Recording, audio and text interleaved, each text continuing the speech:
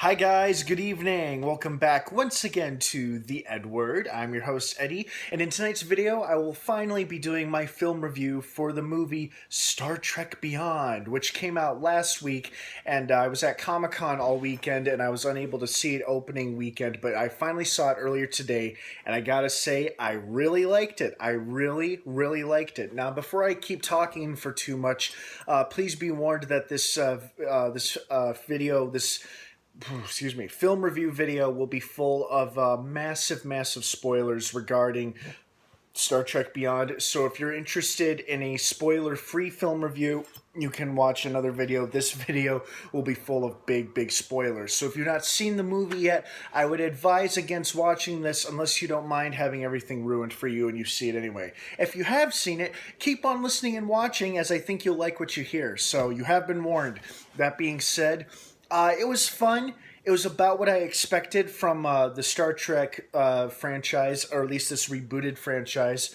There was a point during the movie where I was a bit confused as to the villain's intentions, Crawl. And when they revealed that he was a former Starfleet captain of like the early days of Starfleet, before Starfleet was even formed, and he was more of a soldier, an intergalactic soldier, he felt abandoned and betrayed by the Federation when he and his crew were left stranded on this planet after they got caught in the nebula, and he had been looking for this ultimate super weapon to destroy the Federation with. So basically, this guy and his followers, and then he finds this thing that allows him to alter his life force, and it turns him into this reptilian alien thing.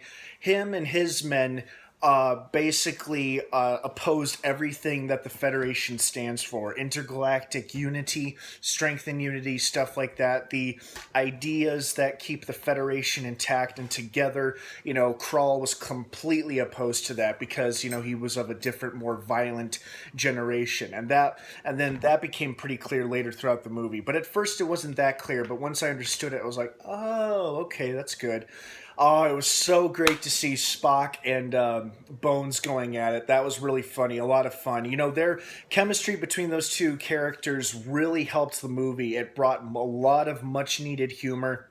Of course, lots of characters had humorous moments, but man, especially those scenes between Spock and McCoy was hilarious.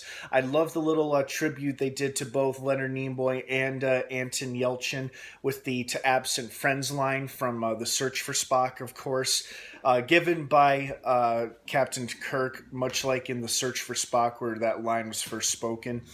I love the opening scene, how misleading it was, where you think these aliens are much bigger than they really are, and then when they charge Captain Kirk after they get offended and paranoid, they turn out to be the size of a dog, like a small dog or something. That was pretty funny. I liked that opening scene. That was pretty hilarious. And then later we see one as a diplomat on the starbase. So it was a very fun movie. I thoroughly enjoyed it. Lots of action, lots of humor. It had its darker moments too. I mean, Krall was a great bad guy. Idris Elba, wow, great performance. I really enjoyed his performance as Shere Khan in the earlier this year in The Jungle Book. But wow, what a great chilling performance as a nasty alien called Krall. And I'm surprised they completely destroyed the Enterprise in like the opening scene of the movie, or not the opening scene, but like early on in the movie. And then, unlike the past two Star Trek films, this film did not take place primarily aboard the Enterprise. It took place mostly on a planet, and I thought that was an interesting turn, a different way to tell the story. I mean, granted, it took place on another starship eventually, but most of the movie was on a planet. I also really liked Sofia Boutella's character, Jayla. She was pretty cool. I was kind of hoping we would learn more about her and her species, if they're a member of the Federation or not, but they didn't go into that. But she looked great. I really liked the makeup.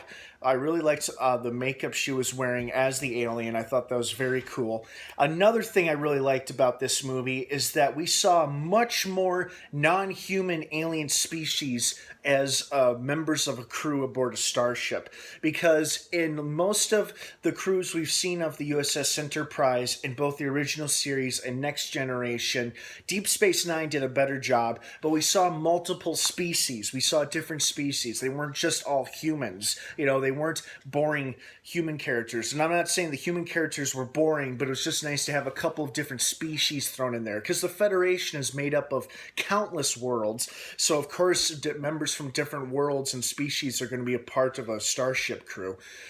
So it was very enjoyable. Very, very good movie. I think any Star Trek fan would enjoy it, especially if you enjoyed the chemistry of the cast from the original show. I think these younger actors do a great job capturing, that camaraderie that we felt in the original series. And it's just a fun sci-fi adventure movie overall. I think anybody will enjoy this once they go see it. It's a great watch. You will not be bored. You will be very much entertained. Simon Pegg, who played Scotty, helped write this script, and I thought he did a great job. I was a little nervous when Abrams wasn't directing, but I could also understand how he was incredibly busy the past couple of years with The Force Awakens. But he did still stay on as producer, and Justin Lin, who I was a little nervous about being the director for this film, ended up doing a pretty good job, I think. I think he did a solid job directing this, so well done, Mr. Lin. So that's great. Well, guys, I hope you enjoyed this movie as much as I did. I thought it was very good. I really liked just how it all played out, and I'm sorry I did not get to see it opening weekend, but as I said, and as you know, if you follow me on Facebook, I was at Comic-Con, which is why I'm doing this now, and now I should be back on track with all my shows and movies. So thank you so much for watching. Don't forget to subscribe to this channel for more film reviews like this one. Also, don't forget to check out my Facebook page in the link down below. I think you'll like what you see. What did you think about Star Trek Beyond? Did you like it? Did you not like it? What was your favorite part, favorite character? Let's please keep the comment section spoiler free for now, since the movie is still out in the open and fairly new, so to speak. And let's please be respectful and civil of one another's beliefs and opinions, of course. Thanks again for watching. Star Trek Beyond now in theaters. Go see it. It's pretty fun. All right, guys, have a great rest of the night. And until next time, may the Force be with you.